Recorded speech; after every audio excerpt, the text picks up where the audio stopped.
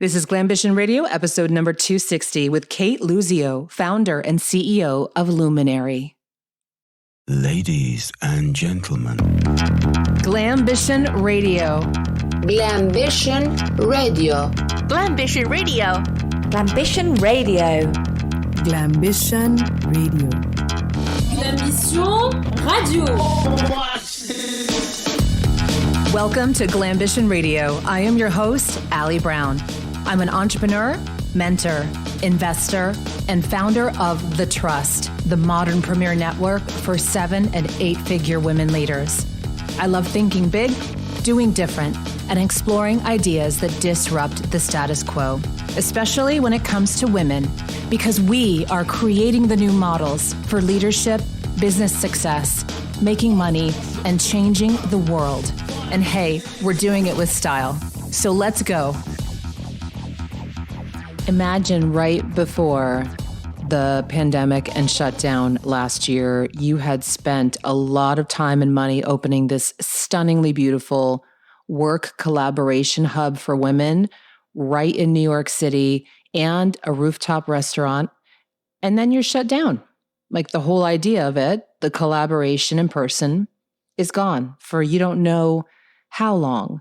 And then imagine coming out the other side on top. That is Cate Luzio. She grew Luminary, her women's work collaboration hub, from serving just one New York City neighborhood to 36 countries. She did what everyone should have done during that time. She watched her competitors have a lot of issues. They couldn't even figure out how to serve their people. For her, you're going to hear like it was just I don't want to say no-brainer, but it was kind of obvious to her, like, yeah, these people need to be served. This is what it's really about. It doesn't matter right now if we're sitting next to each other. What matters is we're here to help each other. And that's why today's interview is such a great story. And also Cate's career and who she became and having the courage to make some of these decisions over the past few years. Cate has been featured in top financial, business, lifestyle media, contributing writer for Fast Company, Business Insider, Worth. You get the idea. She's someone to listen to. First, I want to make sure I give a shout out to 2 great reviews that we pulled from iTunes. The first is Glambition Radio is so good that listening to it feels like a vice, from Boston Mary Beth. Allie continues to define the cutting edge of the conversation for women entrepreneurs. She has her pulse on what highly ambitious women need and want to hear. Through her interviews, she shows us that behind those success stories are real women that are down to earth and relatable, while we can take their advice to progress toward our dreams. I always find myself feeling more inspired, confident, and hopeful after listening to a show. Thank you, Allie, for putting this passion project into the world. And the next is Level Up Your Listening with Glambition from Cate Wilson Holmes.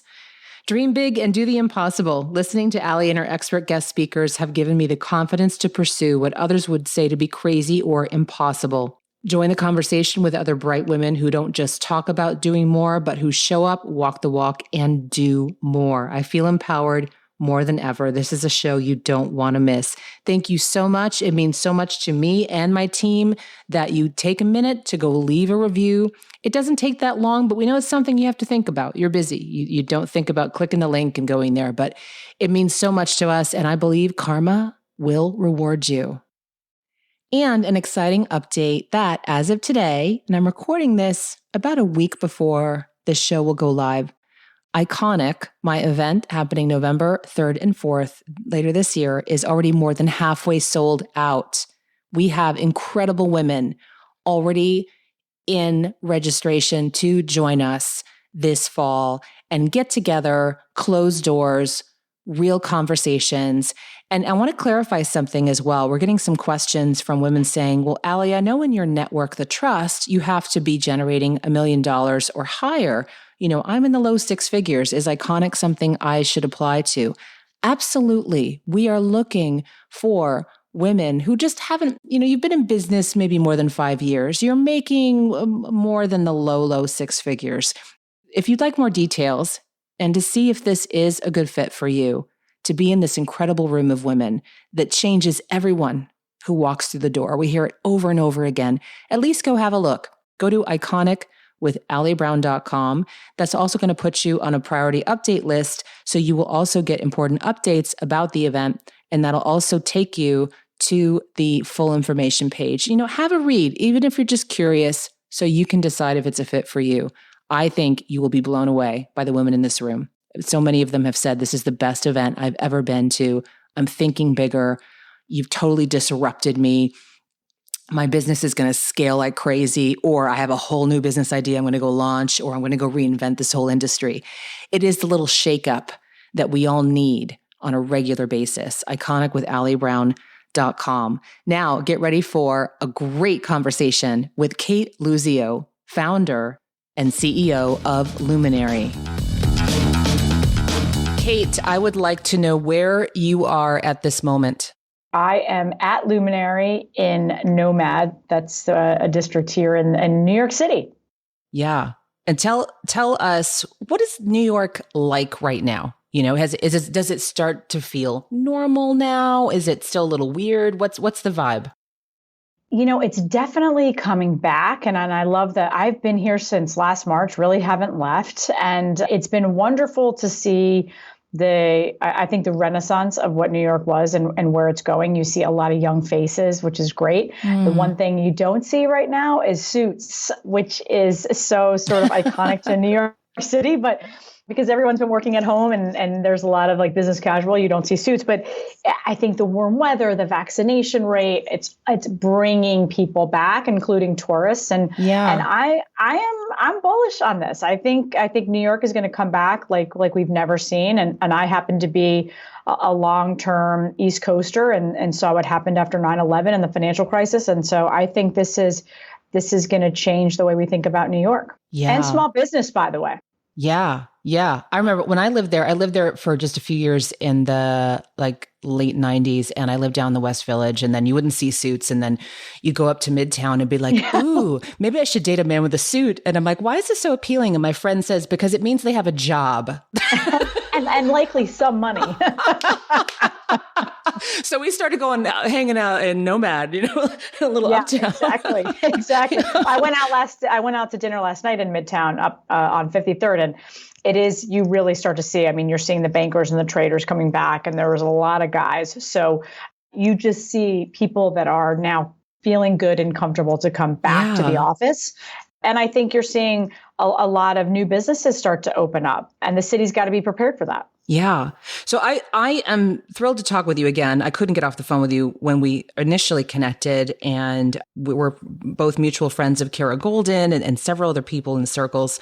But when I saw Luminary and realized what you'd done, I was thinking, oh my God, she did what I wanted to do. And so can you go back and talk about the evolution of Luminary and a bit about the evolution of Cate Luzio?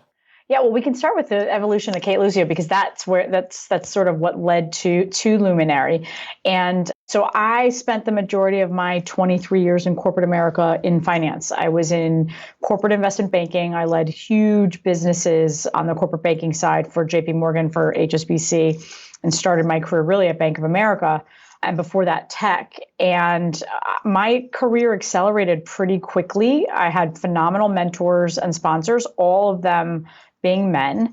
And without having a finance or accounting background, to have the career that I did, I think was pretty non-traditional. But I was a hard worker. I learned quickly. I listened, and I just get shit done. And so I also love to manage people, and I love to develop talent. And so throughout that almost 20 years in banking and finance, I really saw the need to invest in the pipeline much earlier.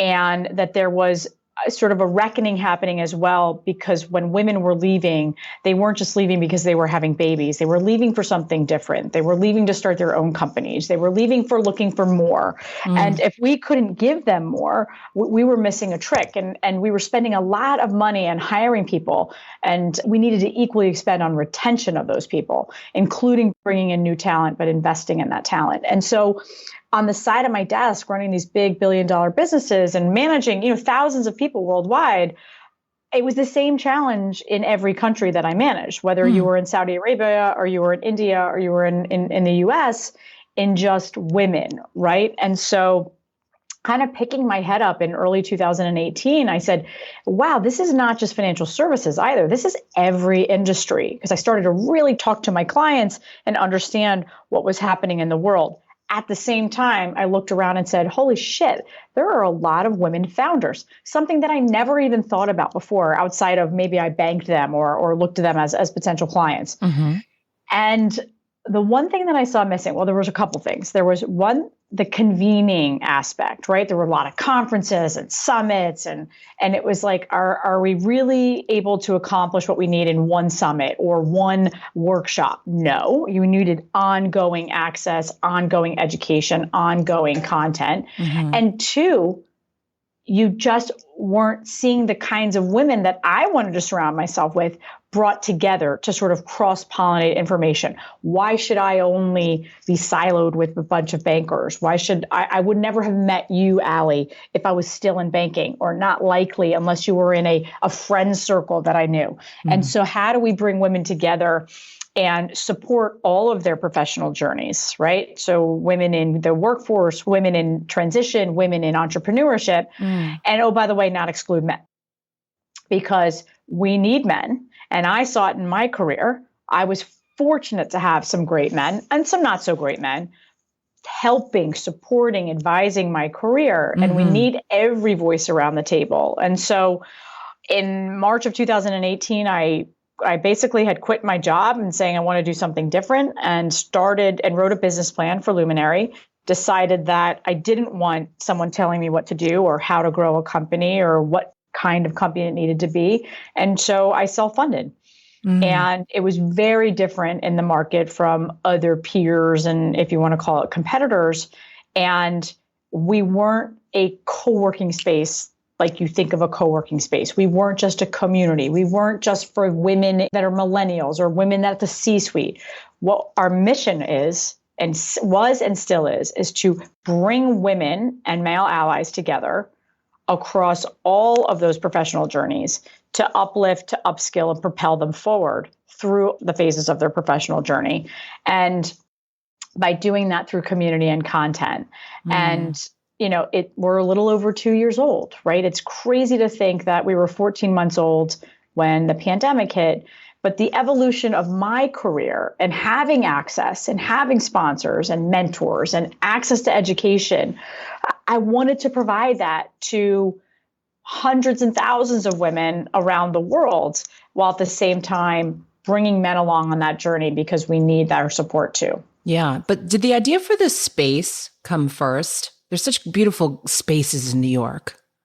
So for me, as someone who spent the majority of my career outside of the US, I was very used to membership clubs. I spent 7 years in London.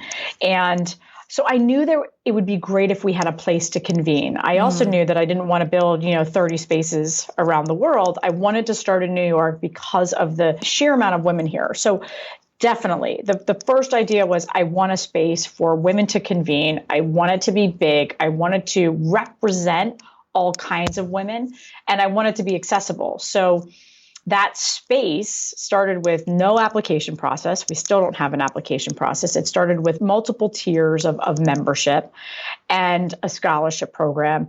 And at the forefront of what we did was programming. And we always knew that we shouldn't be just the ones leading our programs and facilitating and training. So we really opened it up early on to members in the space.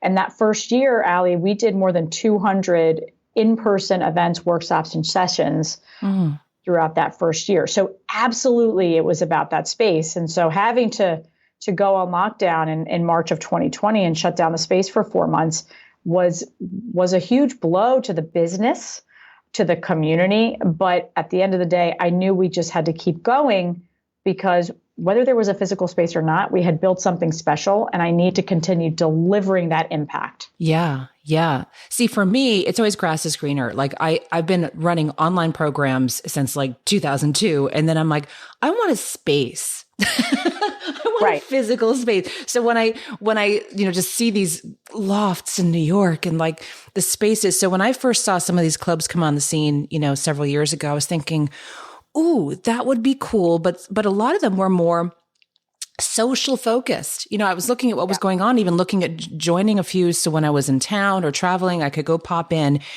And honestly, I really got turned off because I'm looking at some of the programming. I'm like, maybe I want to go to some events or, they had braid your hair night. They had, and this wasn't like a one-time thing like this. That was kind of the type of programming. And I'm thinking, oh, well, no, I want something business focused, where business women help each other. It could look like all kinds of business women, but a space for us to come and feel like it's home and everyone's there, working, like working. Absolutely. Maybe I'm going back to the suit thing. There's like a thing with me in working. So, that for me, I'm still going to just, covet that and fantasize about decorating a space like that and what type of couches. But you're absolutely right, though. I mean, I think of women at any stage of their career. I don't care if you're starting out or you're on your fourth or fifth act. We are the ones raising our hand saying, I want to learn more. I want to do more. I want to make new connections. And it's not always as easy as that. But what we started with and what we do every single day here is a focus on really becoming a career advocate, providing real world advice, tools, and resources to advance, to build, to connect, and develop you. And for me, we've got to listen to the community and understand what they're looking for. And so much of it was career development, mentorship, coaching, how to build my business if I'm a business owner, how to get press, how to build marketing plans, all the way to I need to focus on my well-being. Right? I need to understand my financial health. We are so multidimensional and we're not one size fits all. We like to say at Luminary, we're one size fits none. So let's actually think so much more individualized. Like, what are you looking for, Allie? What is Cate looking for? What is, Jane looking for? And let's actually provide that. And we can do that in a scalable way. And I think this past year, as we've gone global since the pandemic, we've really proven that. And we've proven that impact and bringing women together. So whether you're sitting at UBS and you're a financial advisor or you're Allie Brown taking on the world, we're bringing you together and you can learn so much from one another. You can make introductions for each other. You can do business together. That's an ecosystem that we've created. Yeah. Let's talk about when COVID hit, because like you said, you were like 18 months in, things are rocking, right? And then I saw you quoted in Fast Company saying, this is a lonely time to be a leader, when you had to make some quick and fast decisions on, what was there a moment that you're like, oh my gosh, like we'll never be in person again? Like what went through your mind? I don't know if it was, it will never, honestly, I think my naivete was good because I was still thinking, this is going to be 2 weeks, it's 2 months, it's 4 months, then it was 6 months. And I think that was actually good because what it forced us to do was live in beta mode around let's try things. Let's understand what the challenges our community is facing, both our individual members and corporate members, because we have both individuals that have their own membership, and then we work with more than 40 companies around the world that give access to their women and men. And so we really wanted to listen to them. But I was more thinking, how the hell am I going to manage this when I've lost in my first 2 months of the pandemic 80% of our revenue? Now, on the plus side, I didn't have there were pros and cons, right? I didn't have an investor to go back to and say, hey, help me, or hey, tell me how to run my business. I had no debt. I had liquidity. I could make those tough decisions very quickly. And I could make the decisions that, right or wrong, felt like the thing that we needed to do to keep the company afloat, but at the same time, still supporting our members, which are our customers. And so things like having the whole staff take a pay cut, which was a unanimous decision. I left it up to them, to talking to our corporate members and talking to them about upping their membership for their women, because now women needed us more than ever. Good point. And they could join everything because, there was no location issue. There were no commuting issue. You could join for 10 minutes of a session. You could join for an hour. And I think we really looked at this as, hindsight, silver linings, because had the pandemic not happened, not that there's anything wrong with it, I think we would have still been a physical space in New York servicing the New York City community and companies that had women here and the entrepreneurs. Now we're serving women in 36 countries and growing. As I mentioned, more than 40 companies, and more than 50% of our members are women founders, entrepreneurs, and business owners. And it's remarkable to see the resilience. but also the struggle and how we can help them push through. Yeah. What was your most profound memory during that time, like when things were really shut down? Well, first, a week into the lockdown, I found out I got COVID, and I had it pretty badly, and I was sick for about 5 weeks. And at the same time, our space is shut. We're losing revenue, and I had to go through PPP like many of us, and it was a lot. It was a lot. My COVID sickness probably would have lasted about 2 weeks, but because I really couldn't stop working and there was so much stress, it was elongated. On the positive, that early part of going into lockdown and sort of me being, kind of backed against the wall, it really tested my ability to come out swinging. And I say this all the time. I was not giving up. I am not going down. I saw many of our peers, unfortunately, have to shut down and never came back. Some are coming back, and I think that's pretty sad, right? You leave your community for a year, and now you want to come back. The community, you need to be there in good times and bad. And I think we have been there, and we're still here, and we're still kicking, and I'm still swinging. And I saw, Allie, incredible opportunities in my staff. Probably skill sets I never would have seen if the pandemic hadn't happened. And that's allowed them to take on more responsibility, expand their skills, hone new skills. And for me, that's so much about what I did for 22 plus years in corporate America was developing talent. And I'm able to do that now while at the same time watching that happen amongst our community and the community support one another. Yeah. I get pumped up listening to you. I'm like, I'm going to expand my career. I'm like, I don't know. There's something about your vibe. I'm just like, yeah. Okay. Let's talk a bit about the moves you made, which we're so on the same page, just honoring what do you feel is the right thing in the moment. You made sure you were in a good position to do those things and make those decisions. Why didn't these other organizations who had, these other types of co-working spaces, and they had programming too and all this stuff, where do you think they dropped the ball during this period? Because this was a chance for everyone to step up, like the way you thought and said, hey, now's our time to go for corporate and say, your women are lonely. Now they're stuck at home, right? Give them something that shows you care, at least pretend you're caring, get them this. There were so many opportunities I saw that were, not easy maybe, but to me was so obvious. I don't know. Why do you think they dropped the ball or just didn't get it? What did they not do or what did they do wrong? Yeah. I think probably within the first week of the pandemic, we had already created a network of incredible sort of single space owners around the country in San Francisco and Minneapolis and Houston, et cetera. And we started a call and said, okay, what do we need to do to support each other? This is not about competition. This is truly collaboration. There were about 5 of them that unfortunately just their landlords didn't work with them. And so they basically had to shut down because of financial reasons. And there's not much you can do with that. There's a limitation and some people just don't have a landlord that took a different long-term view. So I think there was that component. I think when you lose so much of your revenue and trying to figure out pretty quickly, how do you fill that gap? Let me tell you, it's not easy. And so, there were times, as I mentioned, we lost 80% of our revenue. We got PPP that kept us going for a little while, but we didn't have the debt that I think a lot of other founders did. And then when you think about those that have been funded with multi-millions of dollars, you also have boards that you have to go and talk to. You can't be as nimble. And so literally, before we were even shut down physically by the city of New York, we went online because number one, it was Women's History Month. And we said, we can't cancel events. These are our women. Number two, we had so many women leading events. This is part of their lifeline too, and their business and their reputation. And so I think us going online overnight, not having to go ask for permission to anyone, we just did it. We were already extremely skilled in hosting events. We had the facilitators, we had the topics. We weren't lacking for that. Just figuring out how to run it on Zoom. And it was a trial and error, right? Some things worked well, some things didn't. We learned along the way.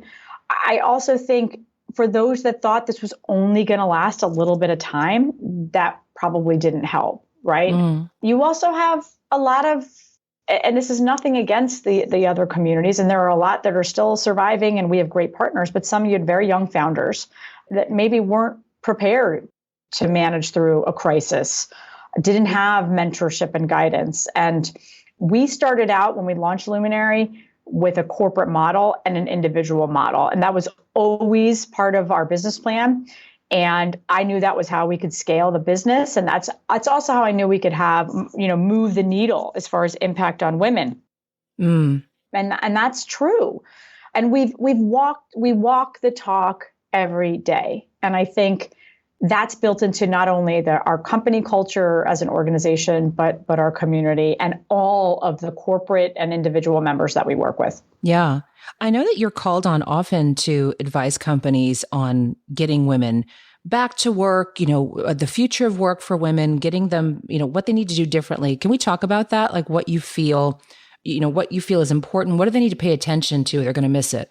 So, we've got more than 5 million women out of the workforce. I think if you listen to companies like Indeed, who's one of our partners, and LinkedIn, the great resignation is likely upon us if companies don't really rethink and reimagine their policies, whether that's flexible work, whether that's paid leave, what does the hybrid environment look like, a distributed workforce.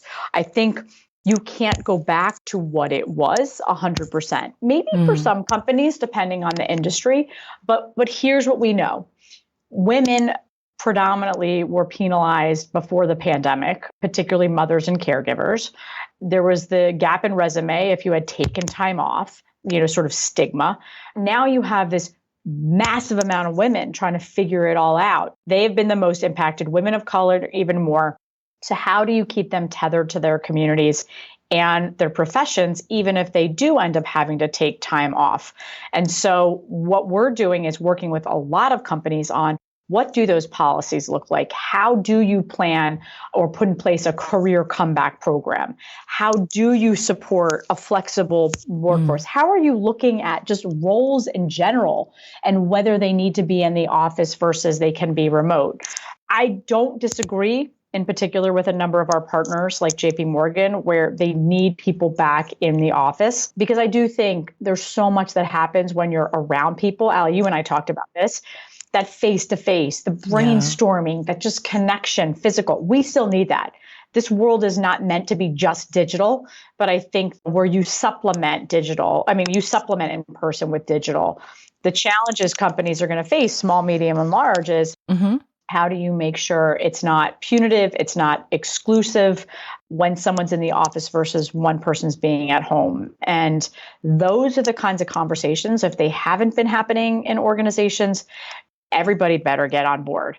Because if you all of a sudden you tell a company, we're all coming back to work on September 5th, and you have to be in the office, I think you're going to have a real problem. And we saw 5.5 million women out. I think you're going to see even more, because they're saying, I can't do it. I just can't do it all. Yeah. And it doesn't make sense. Yeah. Yeah. And I was just thinking of something too. I'd be like, that'd be a good time to try on your pants if you think you're going back. Exactly. We get that whole time. I know. The first round of meetings I had after months of being home with the kids, we're baking and stuff. I'm like, geez. Yeah, exactly. It also goes down to we're working with a company right now. They're even just thinking about presenting yourself. We've been presenting ourselves on digital for a year. Ooh. How do you now go back into an office and present yourself to your boss and your colleagues and your communication style, which is going to be very different. So we have a lot to rethink. And that's for those that have been in the workforce or running a company. Then you have new professionals, right? Some of these young professionals, particularly women, have never worked in an office. They don't know their boss. They don't know their colleagues. So it is going to be eye-opening to see how companies react and respond. And I think a big challenge that we're talking to many of our corporate partners is, how do you make sure you're training managers to be able to have these conversations transparently with their employees, and for the employees to be able to feel like they can have those conversations with their managers? Yeah. I think for a lot of people, it really just got them clear on, what's important, whether you're on the employer side, right? If you realize, wow, it really was important to have people in person, that was the magic, right? Or from the employee side, or those of us who are entrepreneurs, it got you clear on what really mattered and what works and what doesn't work. I know for me now, we have a nice blend. My employees are local, but they come to the house just once a week. We have one day here, and we power through more in a morning meeting than we do like in 2 weeks. Right. It's just a different vibe. And so, there's advantages to both. And you really draw a great point in that, these big companies, though, this isn't just like a policy they set. These are discussions they're going to have. Yeah. They have to weigh how people feel about this and the value that these people are putting on the opportunity to work from home versus office. Yeah. And most managers, even pre-pandemic, aren't trained, right? Getting a manager role is your path to promotion. So we don't prepare often our managers to manage people, to have those discussions. It's sort of, here's the policy, now go implement it. And so I think there's going to be a lot of that people training, how to manage, how to have the conversations.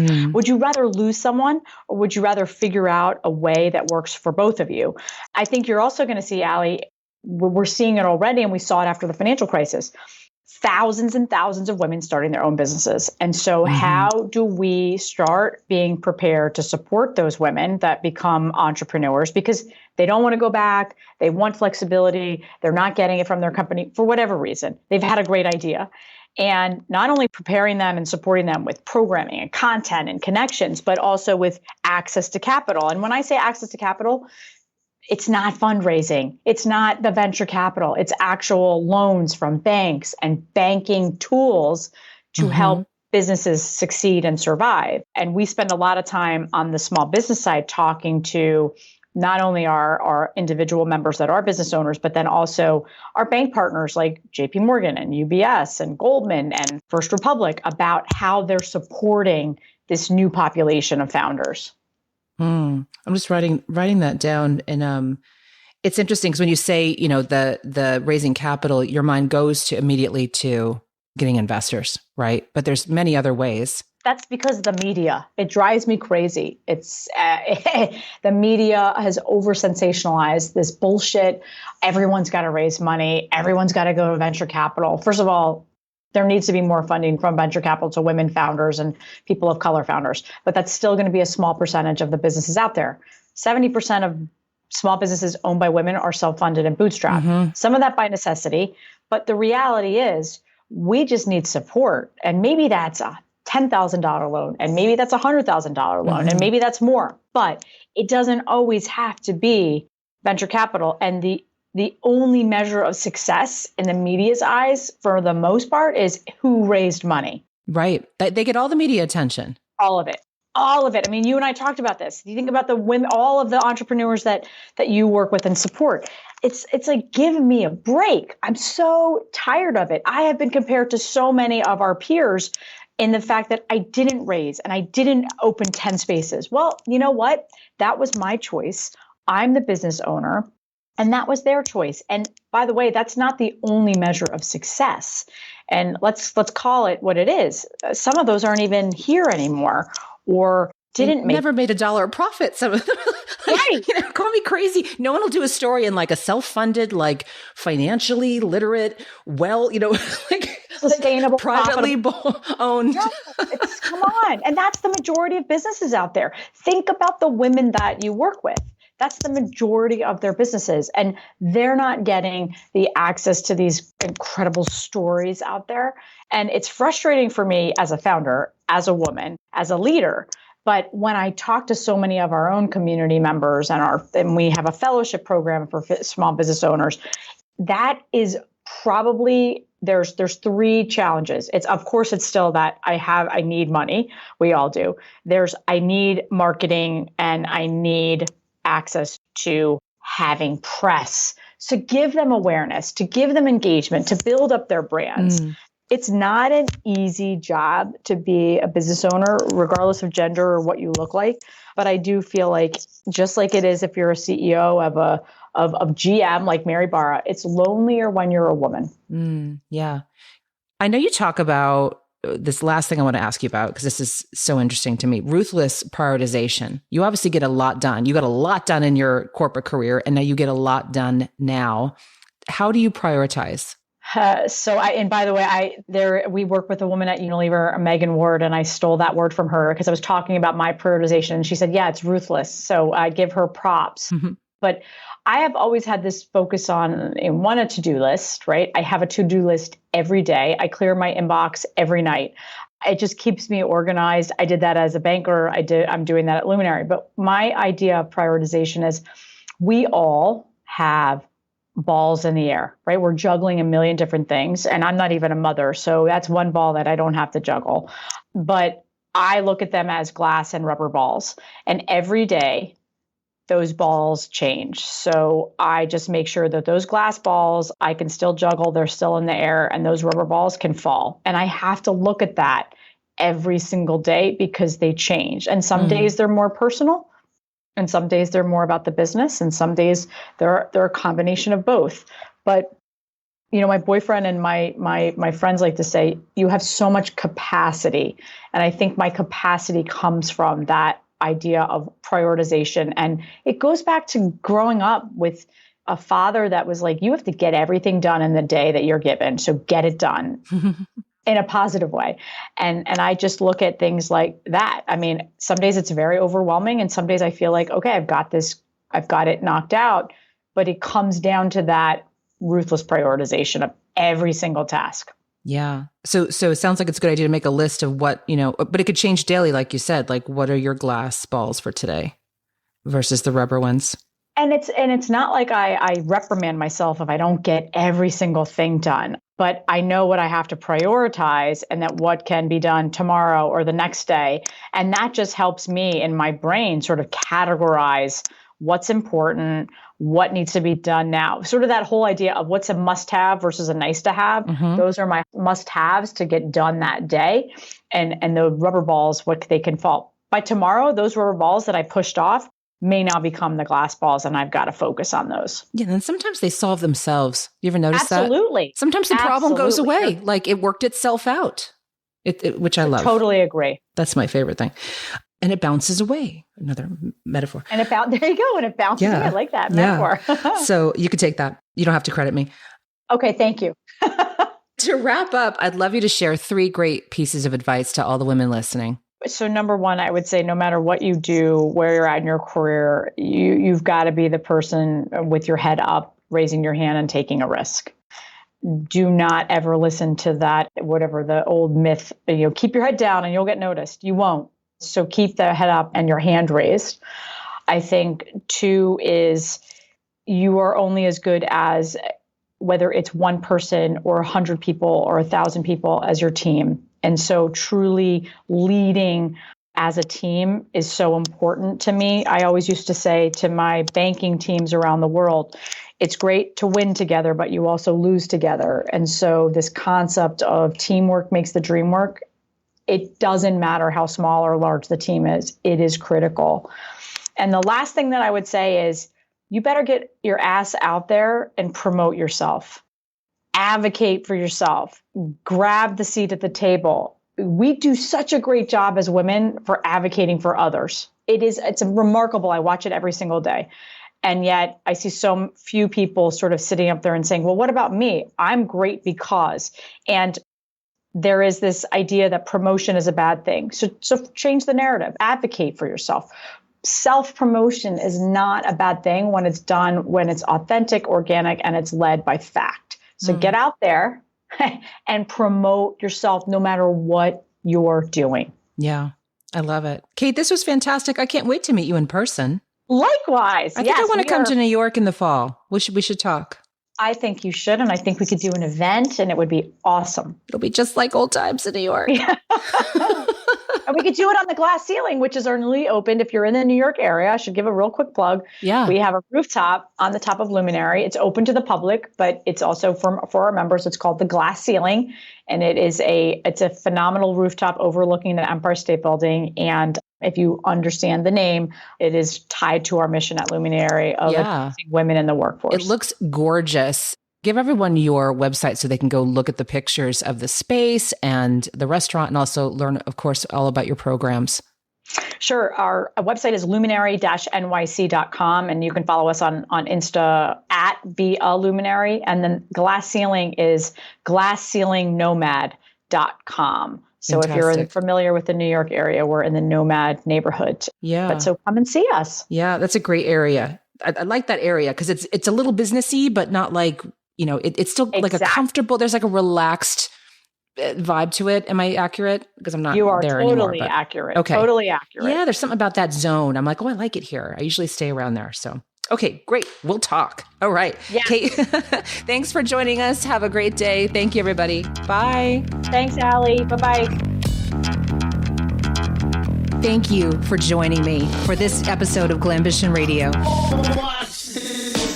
If you enjoyed the show, make sure you subscribe so you automatically get my new shows every week.